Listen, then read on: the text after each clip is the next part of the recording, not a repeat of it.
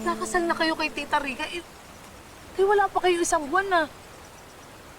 Anak, nung pinasok namin to ni Rica, alam naman namin kung saan kami papunta. Kaya, bakit na namin patatagalin? Ang akin lang naman ho, sana kinilala niyo muna siya ng mas mabuti, di ba?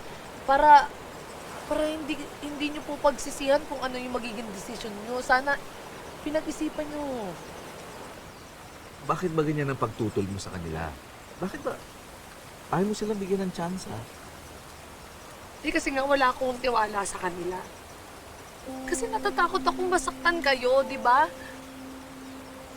Ay, ayoko maging stepmother si Tita Rica. Mas ayoko maging stepsister yung Angela na yan eh. Tay, sorry kung mahal niyo ko. Sana naman tinanong niyo ko, di ba? Alam ko pong masakit. Pero kung ipagpapatuloy niyo po yung pagpapakasal niyo, kaya ako na lang lalayo.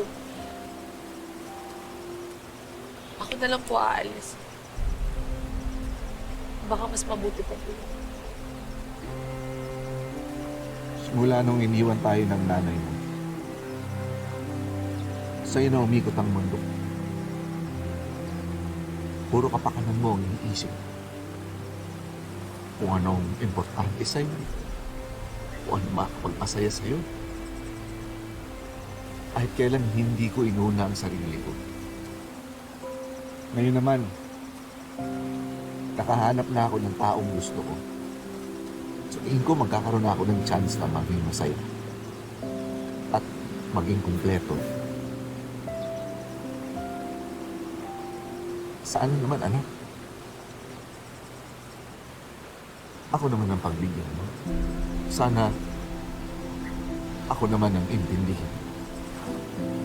Tay, pasensya ka na. Tay, alam ko hindi mo kailangan ng permiso ko. Pero tay, hindi mo talaga ako papayag na magpakasal kayo kay Tita Rica eh. Galit na lang ako kayo sa akin, okay na ho yun. Ayoko po kayong masaktan pag napagtanto nyo. Masyado lang po kayo nagmadaling magpakasal sa taong hindi nyo naman po lubos na kilala pa eh. Sorry. Pero ikit. Rika? Ay! Rika! Ay! Ay!